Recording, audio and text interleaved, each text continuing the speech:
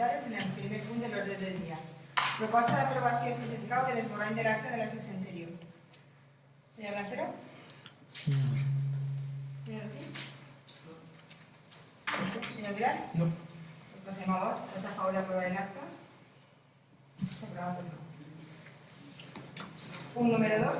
Dació en compte resolucions d'alcaldia. Els decrets dictats per la senyora alcaldessa són del 45 al 104. Padró de guarderia, mes de gener. Aprovació i liquidació plusvàlues. Aprovació i certificació número 5 de post 2017. Bases, conserge, col·legi Sant Guarner. Aprovació i liquidació plusvàlia. Alta en el padró d'habitants. Aprovació expedient contractació contra els subministres. Aprovació i liquidació plusvàlua. Dos contrats menors d'Agromet. Adjudicació contra de subministre i instal·lacions de jocs infantils.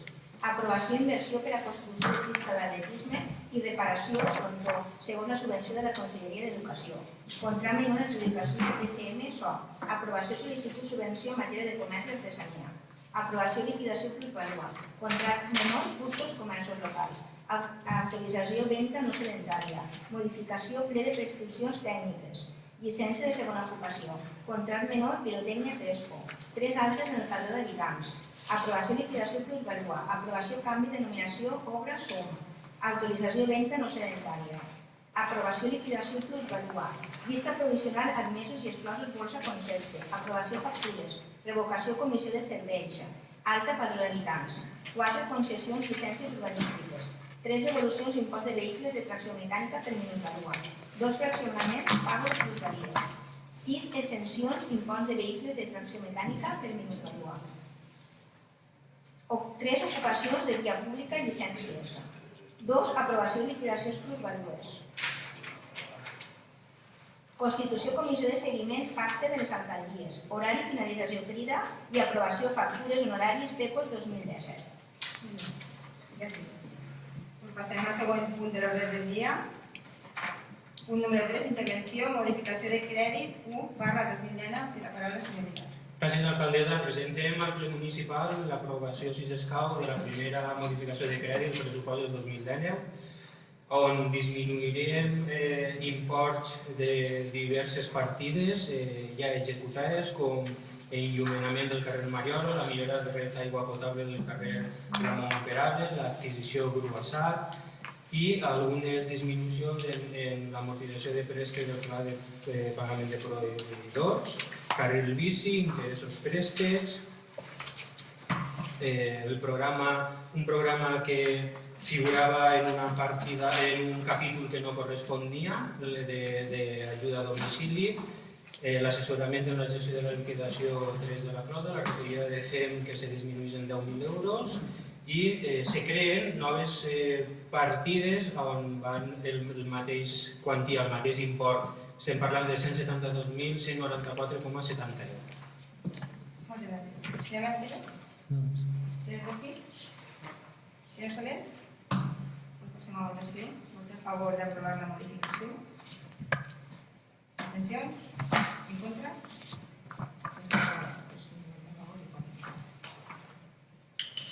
Passem al punt número 4. M'agradaria afegir una xicota explicació del motiu de per què en el sentit del vot més que res.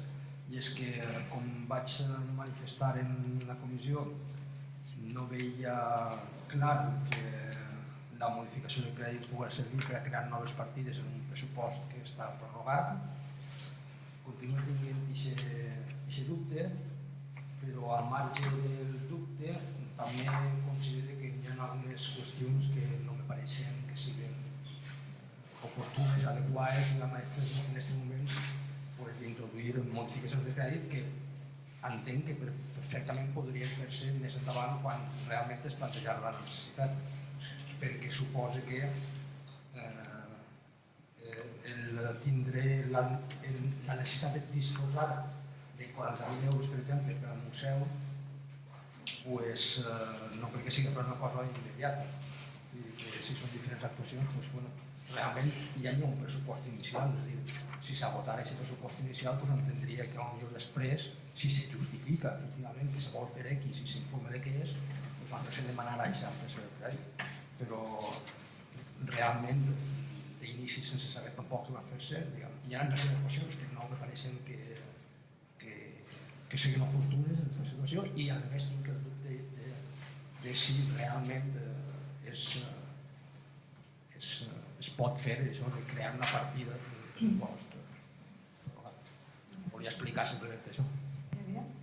Sí, me permite, señora alcaldesa. Efectivamente, el portaveu d'Esquerra Unida va manifestar en la comissió que tenia dubtes i continua mantenint els dubtes. Suposo que no haurà pogut assessorar-se legalment per veure si els dubtes eren fundats o no eren fundats. El primer que fa l'equip de govern és demanar informes en aquest cas a la senyora interventora accidental i els informes diuen que efectivament, segons la llei, el pressupost prorrogat al final se comporta com un pressupost normal i sí que té cabuda legalment les modificacions de crèdit en quant a aquest dubte que tenia el senyor regidor de creació de noves partides. Per tant, continuar en el dubte si no ha pogut o ha pogut preguntar si a secretaria intervenció no ho entenem. No sé si no ha pogut i s'ha quedat en el dubte des de la intervenció que va tindre en la comissió. I en quant al tema de les partides, que poden haver partides que puguen tindre més o menys prioritat a l'hora de fer o necessitat real a l'hora de fer la modificació de crèdit i se centra només en la del museu, la partida en el pressupost actual existit, la partida del Museu de la Pobla en 15.000 euros i s'està treballant i evidentment conforme s'està treballant va fer falta més crèdit i este govern té la responsabilitat de no deixar les partides superades si n'hi ha possibilitat de dotar-les de crèdit. Sí, bueno, jo només volia fer una explicació de vot, que és el que toca quan ja ha passat el torn d'intervencions, no obrir un debat nou. De forma no importa que el senyor portaveu obligar a un debat i sí que falta obrir el debat, però no és la forma oportuna. Simplement he fet la meva intervenció, però ja que ell planteja algunes qüestions sobre dubtes, és que no era fàcil en tan molt de temps aclarir aquestes qüestions. Jo ho he intentat, però ni he pogut saber si efectivament és correcte, tampoc el contrari. L'únic que veure que és una qüestió que no és tan fàcil de definir, perquè, per exemple, sí que crec que tinc mitjanament clar que quan se prorroga un pressupost hi ha partides que no se prorroguen, perquè senzillament no té sentit prorrogar-les perquè això afecta només a un any determinat. I això serien moltes de les partides que així després s'estan aminorant. Enllumenament del carrer Mariol, menys 6.000, clar, és que aquesta partida no se pot prorrogar. Doncs com estem aminorant la partida que en teoria no hem pogut prorrogar? Sí, l'han prorrogat, però no té sentit prorrogar una partida d'una cosa que s'ha executat en l'anterior. Això normalment no és així. Doncs com sé que la situació no és tan fàcil, per això dic que tinc dubtes. Si no diria, no tinc clar, és així. No és tan fàcil, però és que no ho veig tan clar. I que no era tan fàcil de dir que no és una cosa tan senzilla de determinar. A veure, tindrem més temps per a poder-ho aclarir, però he vist que la situació que era un tema que no era senzill. Per això he introduït els dos elements. Una part, el tema que no ho veig clar, i l'altra part, que a banda d'això, políticament veig que hi ha algunes actuacions que no em pareixen. L'explicació. Una setmana que se va convocar l'anterior comissió que en maig i evidentment respecte a la comentat se pot explicar el seu vot evidentment i la resta també li podem contestar en aquesta explicació de vot. Perdona, però una explicació de vot no requereix ninguna contestació. Jo explico el meu vot i punt. Pots explicar el seu vot i se pot explicar. Pots explicar el seu vot i nosaltres tenim un torn de paraula per a contestar. És que no. Jo dic, insistisc que no tinc problema, però no és així. No, és que no pot tindre problema perquè així sempre s'ha deixat parlar de tot. Per això dic que no tinc problema. I mai, perquè el que vostè ha dit també podria haver dit jo en molts plens i sempre l'ha deixat parlar. I ara, en els números, això li suposa un problema, me pareix. Ui, no m'ha sentit. Sí. No, que no m'ha sentit. Sí. Crec que l'he repetit reiteradament que no és ningú problema, que no tinc ningú problema, crec que no he existit. L'únic que li dic és que no és el procediment. Jo li recorde que en aquests plens moltes vegades ha sigut el procediment que cada un ha parlat i les vegades s'ha considerat necessari. El procediment, si anem a la legalitat, no ha sigut el procediment en molts plens i s'ha deixat parlar, i reparlar, i recontestar els minuts i el temps que cada un ha sigut necessari. M'alegre que no li suposi un problema, com a mi no m'ha suposat ningú problema que cada un dels dos regidors que composen aquesta corporació hagi parlat en cada un dels plens, però que ha estat necessari. Jo, des de luego, no he tingut problema per expressar-me quan he volgut. Puc dir que tranquil·lament, Això és la realitat a la que però l'explicació d'un vot no requereix que me la debatis, que jo sempre t'expliqui la meva postura i ja està, això que t'acaba de dir. I jo li torno a dir, com ha passat en cada un dels plens, que cada un ha explicat la seva postura i cada un ha contestat el que estima convenient. I si jo torno a dir, doncs tornarà a dir que jo no torno a dir. Ja m'ha ensenyat casos com un bucle infinit, si jo... Efectivament, cada vegada que vostè expressa la seva opinió, jo expressaré la meva. Correcte. Molt bé, doncs passem al punt número 4, mocions. Mocions sobre el Dia Internacional de la Dona del 8 de març de 2019. En principi és una declaració institucional si Esquerra Unida, que no ha donat la seva conformitat amb el grup de portaveus, però va comentar que necessitava llegir-la. Sí. Volia programar, si no ho haurà dit, si no ho haurà dit, s'ha d'acord. Per tant, no ha sigut l'únic dels grups polítics que no li ha comentat confirmar, que sí que és una declaració institucional i en conformitat de tots els grups. Passi a llegir. En nom de tots els grups municipals de l'Ajuntament de la Pobla Llarga es presenta aquesta moció del Dia Internacional de la Dona, 8 de març de 2010. El 8 de març de 1857, un grup d'obreres textils va eixir als carrers de Nova York a protestar per les condicions de misèria en què treballaven. A partir d'aquesta data es va succeir diferents mobilitzacions, entre altres una vaga. En una fàbrica d'un poble d'allí, que no pronunciaré perquè el meu anglès és molt atateret, les treballadores reclamaven igualtat salarial, disminució de la jornada laboral a 10 hores i un temps per donar a mamar els seus fills i filles. Durant aquesta vaga, un centenar de dones van ser cremades dins de la fàbrica.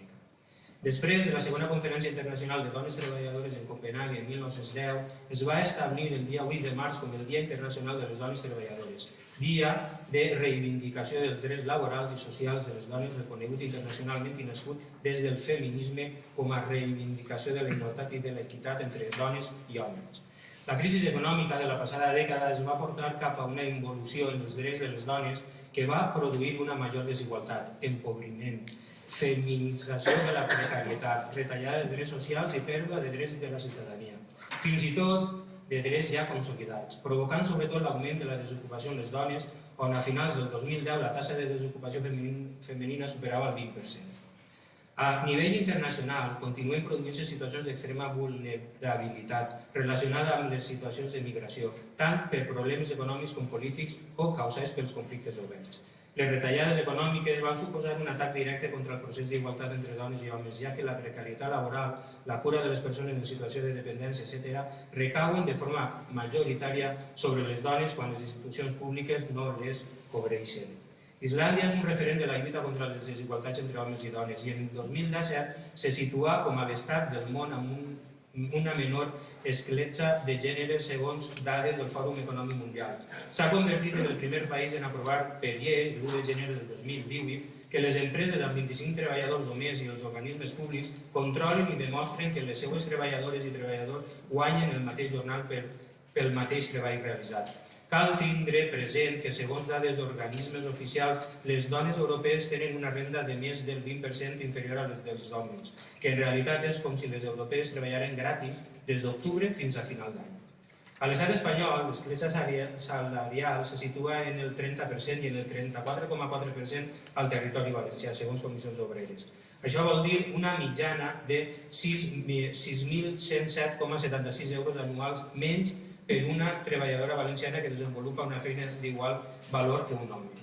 Malgrat la llei estatal del 2007, del 22 de març, per a la igualtat efectiva de dones i homes del 2007, és evident que hi ha molta feina a fer.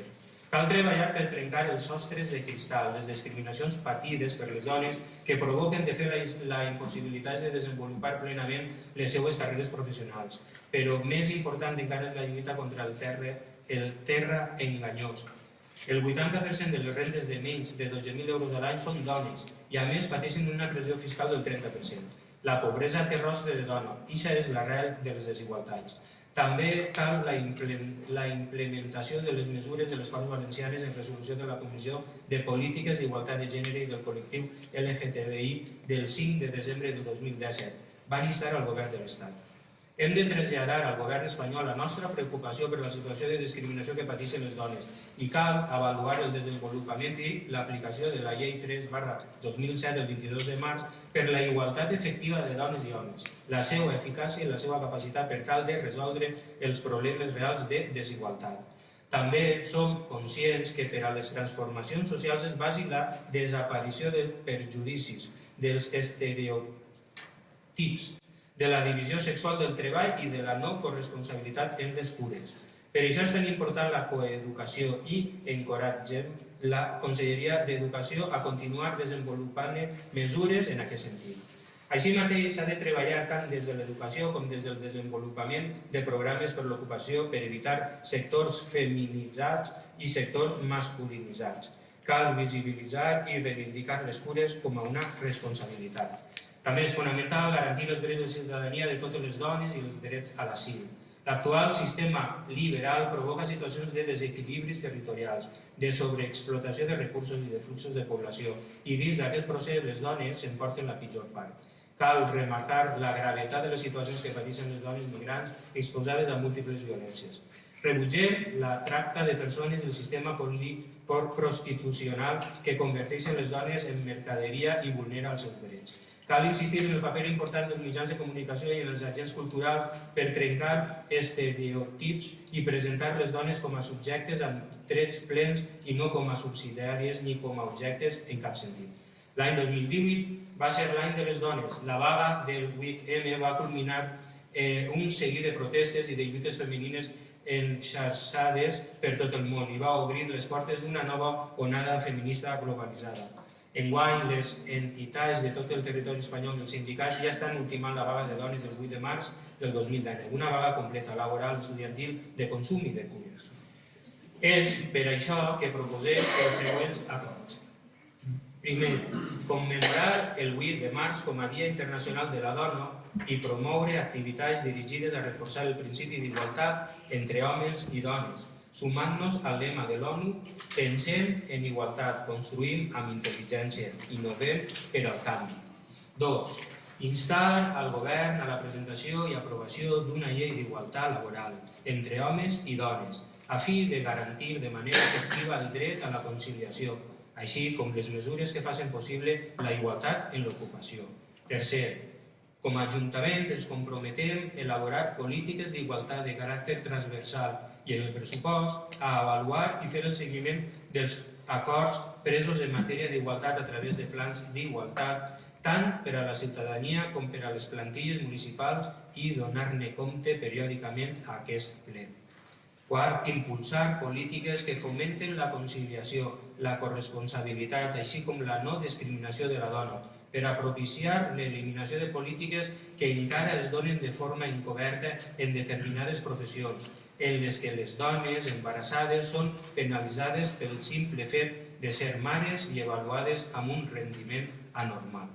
Cinquè, propiciar des de les diferents àrees municipals que totes les persones, quan així ho necessiten, compten amb l'atenció necessària mitjançant els serveis públics, perquè les tasques de la cura familiar no suposen una desigualtat a l'hora de la integració efectiva de la dona en la vida laboral i o en la seva carrera professional.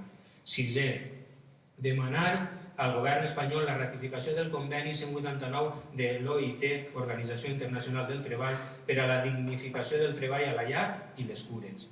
Setè, com a Ajuntament ens comprometem i encoratgem la resta de les institucions a seguir treballant per la igualtat i en avançar en el desenvolupament de les polítiques per la igualtat i contra la violència masclista i de gènere.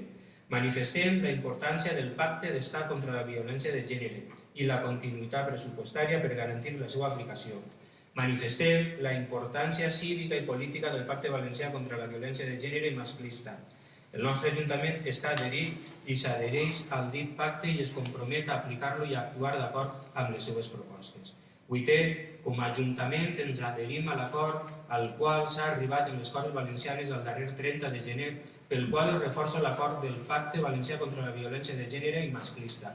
I, per tant, ens comprometem també a continuar fent valdre les mesures del dit pacte. A més, mostrem el nostre rebuig a qualsevol tipus de posicionament polític que negui l'existència de la violència de gènere i masclista o que propugne la minorització de les mesures de protecció de les dones. Per tant, mostrem també el nostre rebuig a l'adopció de qualsevol tipus d'acord explícit o implícit en formacions amb aquests plantejaments. Cal recordar que la violència contra les dones és un tema que ha sigut objecte d'un pacte d'estat. Novè, declarar el nostre poble un municipi contra la violència masclista i lliure de tracte i de prostitució. Desè, exigir a les administracions públiques un finançament suficient per tal de portar a terme les polítiques d'igualtat, així com les polítiques educatives i les socials. Ens cal unes polítiques àmplies, no es tracta de resoldre situacions d'especial precarietat de caràcter assistencialista, sinó de garantir els drets de ciutadania. I és urgent que desaparega la discriminació que patim en el finançament. Ens cal, doncs, reclamar, amb l'objectiu de millorar l'estat del benestar al nostre país, una reforma urgent de l'actual model de finançament autonòmic. 11. Facilitar espais per a les activitats programades per les associacions per la vaga mundial de dones el dia 8 de març, convocada a nivell mundial pel moviment feminista. I per últim, 12. Donar trasllat dels presents acords a la Generalitat Valenciana i especialment a la Conselleria d'Igualtat i Polítiques Inclusives, als grups parlamentaris de les Corts Valencianes, al Ministeri de Presidència, Relacions de les Corts i Igualtat del Govern d'Espanya i als diferents grups parlamentaris del Congrés i del Senat, així com que es publicite per les vies habituals i es comunique al teixit associatiu de la Pobla Llarga. Moltes gràcies. A la intervenció? Com és de gràcies institucional i parlamentària. Passem a la següent moció presentada per Esquerra Unida, moció de suport a la vaga feminista del 8 de març del 2019. La paraula és senyor Massa. Gràcies. Passe a llegir l'exposició de motius i, faré algun que altre salt per no tindre que llegir la foto sencera, perquè més o menys el sentit de moltes de les qüestions queden reflectides en un breu resum. Diu, el proper 8 de març, Dia Internacional de la Dona, el moviment feminista, amb el suport d'organitzacions i col·lectius polítics, socials i sindicals, convoquen una vaga feminista al llarg i ample de la nostra geografia i que després de l'èxit de l'any passat, aquest 2019 arriba a una dimensió internacional.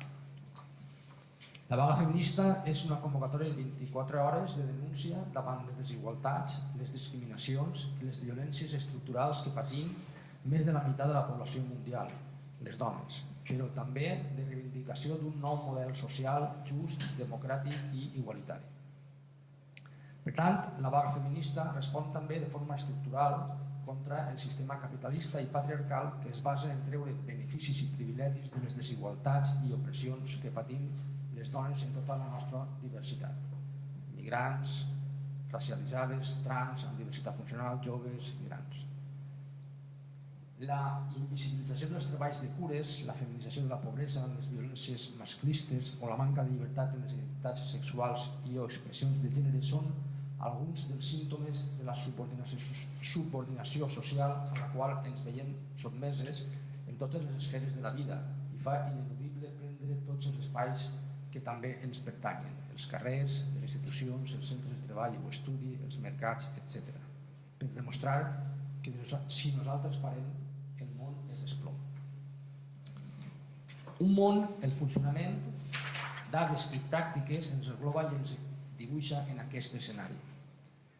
I a continuació fa una descripció de situacions que pateixen les dones al respecte. Parla de la bretxa salarial i que tenen més risc de pobresa i d'exclusió social.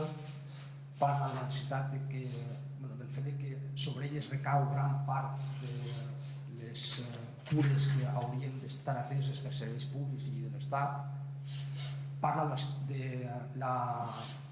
que la interrupció voluntària de l'embaràs moltes vegades no està garantida parla de la misogínia que hi ha al món de la ciència i de la cultura respecte de les dones, de les agressions sexuals i les violacions que pateixen, dels assassinats, del consum sexual, de la situació de les dones migrants.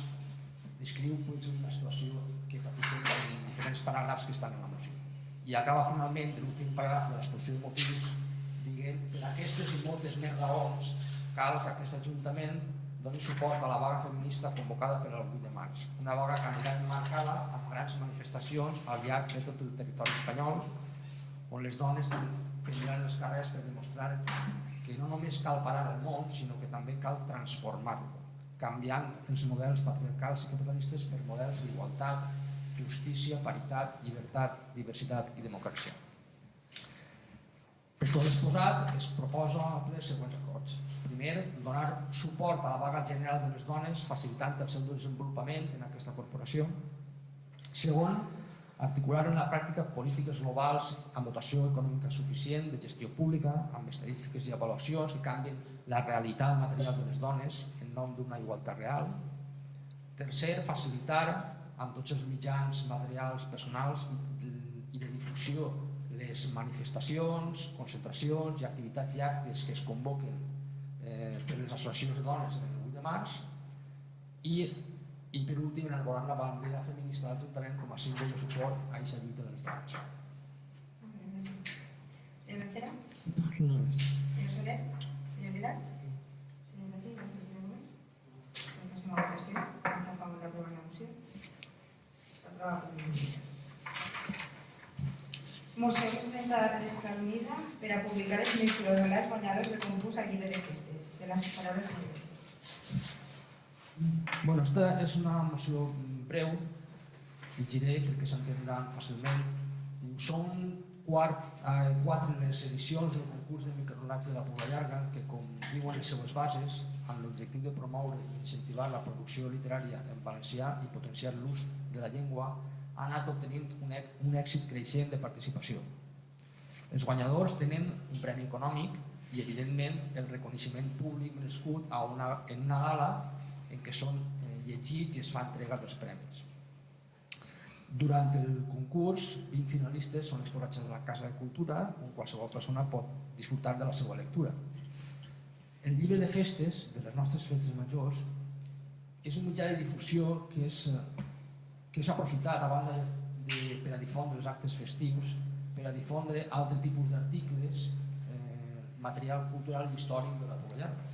Considerem que seria una bona idea aprofitar aquest per a incrementar la difusió dels microrelats guanyadors, proporcionant així una possibilitat addicional de disfrutar dels texts als nostres veïns i un major reconeixement públic per als seus guanyadors. Per tot l'exposat, proposem al ple els següents acords. Simplement publicar els microrelats guanyadors en cada edició al llibre de festes de cada any. Gràcies. Senyor Antero? Senyor Soler? Senyor Vidal? Fas una votació. Vaig a favor d'aprovar la moció. S'aprova per unanimitat. La següent moció estava presentada per el grup Coalició Compromís i era moció per a demanar l'anul·lació de l'acord entre la Unió Europea i el Marroc, i com el senyor Carbonell s'ha exposat que no ha pogut arribar al ple per qüestions personals, la retirarem per al pròxim ple per a que la puguem defensar. Punt número 5, despatx extraordinari. Si el ponent no està i no retira la moció pot debatir-se, no? Jo crec que per deferència al senyor Carbonell l'haurem de retirar perquè siga ell que la puga defensar. Si hi haguera un altre membre del seu equip, me pareixeria correcte que la defensara, però com vostè comprendrà, jo crec que pensant en el senyor Carbonell voldrà defensar-la a ell i si hi ha alguna intervenció voldrà contestar.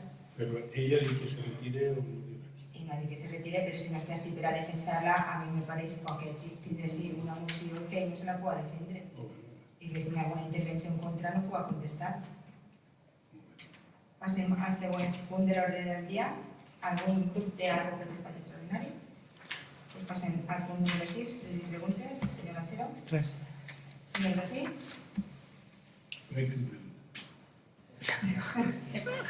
Segur que té una pregunta, segur. Algo que esperéis. Sí. Sí, volia preguntar per Les llums, sé que això s'ha comentat, però no sé molt bé si s'ha comentat en una comissió en pleno o simplement ha sigut un comentari al marge de les comissions. El carrer Sant Vicent, el problema de les faroles al final del carrer Sant Vicent, que no funcionaven, que no proporcionaven il·luminació, volia saber si...